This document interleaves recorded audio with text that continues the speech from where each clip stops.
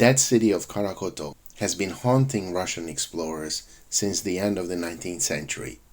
Several of them have heard rumors from locals of the existence of the ruins of the city while passing through the Alashan region in the western part of the Gobi Desert.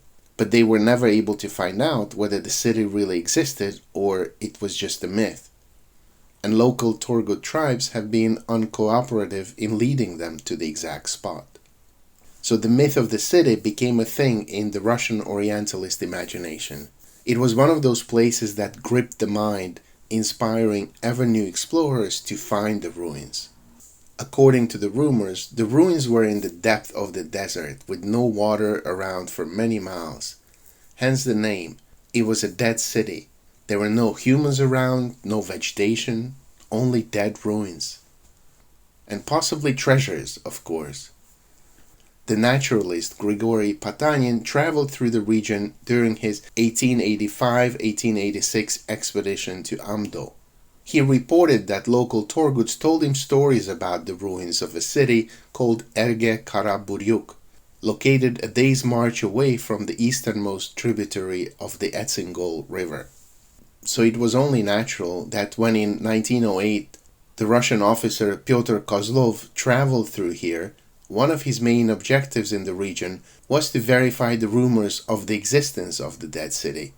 And in what seemed like incredible luck, but was in fact inside information he kept quiet about later, he was able to quickly locate the ruins and excavate there. By this time, Kozlov was already an experienced explorer and traveler. At the age of 20, he had taken part in the expedition of the famous Russian explorer Nikolai Przhevalsky, traveling to Chinese Turkestan and northern Tibet.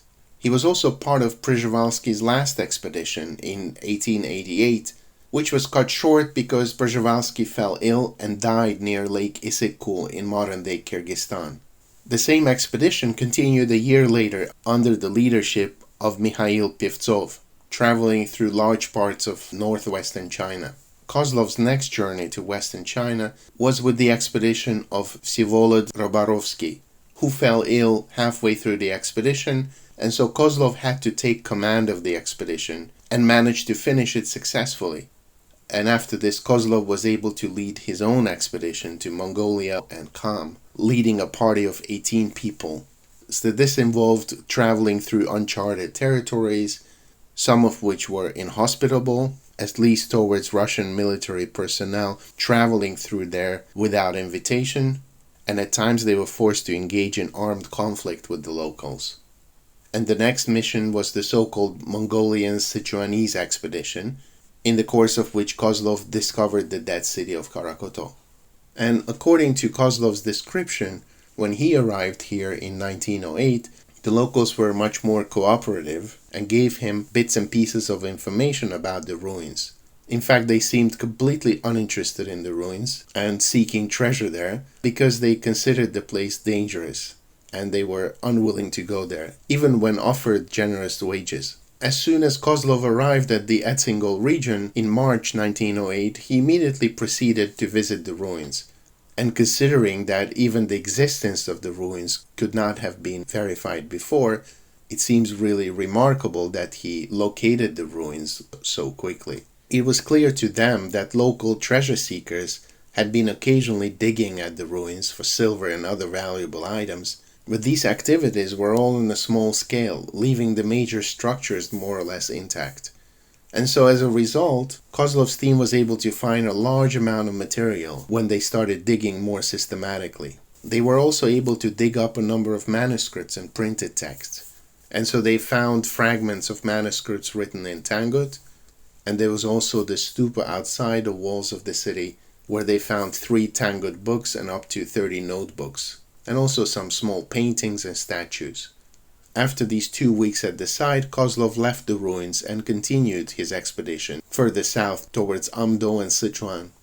But he immediately sent news of the discovery of Khara-khoto, including samples of manuscripts found there, to St. Petersburg. And on the basis of these samples in St. Petersburg, a Russian scholar named Alexei Ivanov published a review of the Khara-khoto manuscripts, making this discovery known to the world, or at least to the academic community. And Kozlov also sent a letter to Sergei Oldenburg, the scholar and explorer who at the time served as secretary of the Russian Academy of Sciences. And so in this letter he described the city in a little bit more detail. And one of the things he said is that he found it was really strange that the city seemed to be Chinese, but there were many Tibetan-style stupas, and also many of the paintings and Buddhist statues had Tibetan text on them.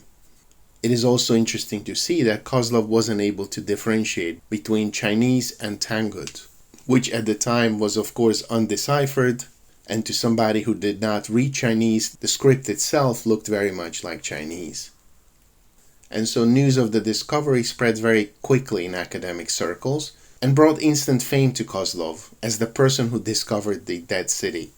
And it seems that scholars in St. Petersburg and Moscow appreciated the significance of the discovery much more than Kozlov himself, who was of course thrilled by the unexpected success of his expedition, but he did not have the academic background to judge the implications. But scholars in St. Petersburg thought that at this stage it was much more important to continue excavations at Khara-khoto than to continue with the expedition to uncharted regions. So the Geographical Society sent Kozlov a letter suggesting that he should stop his expedition to Sichuan and instead return to the Gobi and continue excavations at Khara-khoto. In conclusion, the letter said that he should spare no effort, time, or means for the excavation of the ruins. And so that's what Kozlov did, and as they say, the rest is history, because his second return to Khara-khoto resulted in finding an extraordinary number of manuscripts and printed texts written in Tangut, Chinese, and to a smaller extent in Tibetan. And so this time they were excavating in an even more systematic way, digging both inside and outside the city walls. The most important discoveries were made in the stupa they called the famous stupa, which was about 250 meters outside the western wall of the city. And so this stupa yielded an entire library of books and a multitude of art objects. Buried in the same stupa were also the remains of a person, presumably a clergy, whose mummified body was found in a sitting position. The expedition removed the skull and had it shipped back to St. Petersburg along with the other finds. So the majority of the artifacts and books the expedition found came from this one stupa, which at the time of Kozlov's arrival was about 8-10 meters high and had a base, a central portion, and a top which was slightly damaged. As to the amount of material, Kozlov later said in a public lecture that they had to use 40 camels to transport the excavated material when they left the ruins. But there were also more objects that they couldn't transport. So they decided to bury this part of the material near one of the walls in case they would have a chance to come back one day and then they could retrieve all this material. One of the reasons for burying material was also that they were afraid of competition. Around this time, Kozlov learned that a French expedition had left Urga earlier that month, traveling in the direction of Kobdo, and they were also hoping to excavate at Khara-khoto. And in one of his letters, Kozlov expresses his relief that their second visit to the ruins was just in time. And of course, today we know that the French expedition did not actually visit Khara-khoto at all. But the French were probably not the primary competition Kozlov and the Russian Geographical Society were thinking of, because pretty much everybody in this business of exploration knew that Oral Stein was actually in Western China at that time. And they definitely did not want a British expedition to appear in Khara-khoto and start digging. When all the material collected by Kozlov was shipped to St. Petersburg, it was deposited at the Geographical Society, and this discovery made Kozlov famous well beyond the world of academia. Very quickly he became a celebrity and was giving public lectures about the expedition and the material they discovered at Khara-khoto. But there is a very interesting twist to this story, namely that the city was actually not discovered by Kozlov, but a Buryat person called Tsogto Badmazhapov, who had found the ruins a year earlier in the spring of 1907 and even wrote a short report about the discovery. Badmazhapov was no stranger to Kozlov because he worked for Kozlov as a Mongolian interpreter on Kozlov's previous expedition to Mongolia on Kham. he quickly distinguished himself by being able to collect folklore material and other types of information from locals.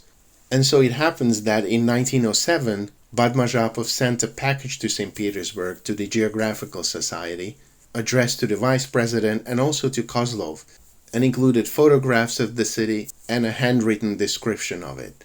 And he was asking the Geographical Society to publish his photos and description.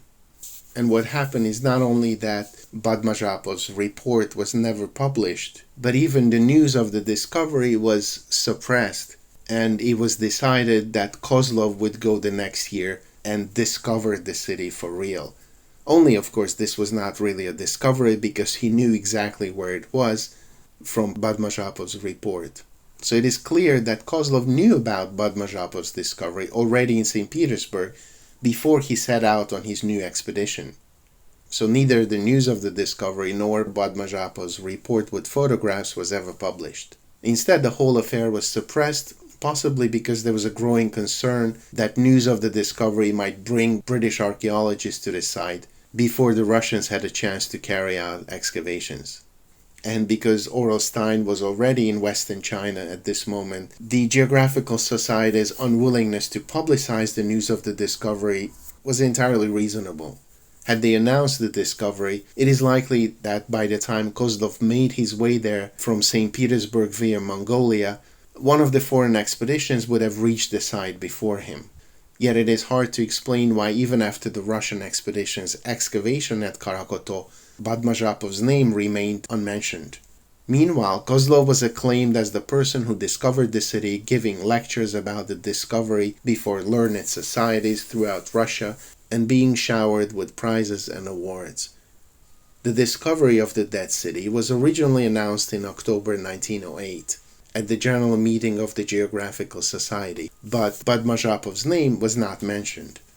In January 1910, the Society organized a commemorative meeting in honor of Kozlov, at which Kozlov read a paper before an audience of 2,000. As a result, he was elected honorary member of the Society. Badmazhapov, on the other hand, was actually quite taken aback because he did not understand how this could happen. He must have expected that Kozlov, who had been his mentor and whom he regarded as a person of unquestionable moral and professional integrity, was going to credit him with the discovery. At the end of 1909, he wrote again to the Society with another request to publish his report about visiting the ruins. But the response was really not what he expected because they expressed their disapproval of him and the general staff accused him of being indiscreet. And he was deeply offended that, having been the one who actually discovered the ruins, he was now being blamed. At that point, he threatened Kozlov to turn to the press and tell what actually happened. Kozlov sent a nervous and muddled reply trying to explain the inexplicable, saying that his report originally contained no factual data, like archaeological material, and so on. And at the end he adds, "For my part, I would advise you not to quarrel with the Geographical Society. This could indirectly weaken your position with the Ministry of Foreign Affairs and the General Staff. Once again, I urge you to think it over carefully." In the end, Badmazhapov was not recognized as the discoverer of Khara-khoto. Instead, Kozlov took credit for this, whether of his own initiative or because of a decision at the Geographical Society, and this is how the story of the discovery of the Dead City went down in history, until about 20 years ago, when Badmazhapov's report was discovered once again, and then the late Russian Tangut scholar Yevgeny Kachanov wrote an article about this, and the report itself was also published. But as far as I can see, these developments did not really make a big splash.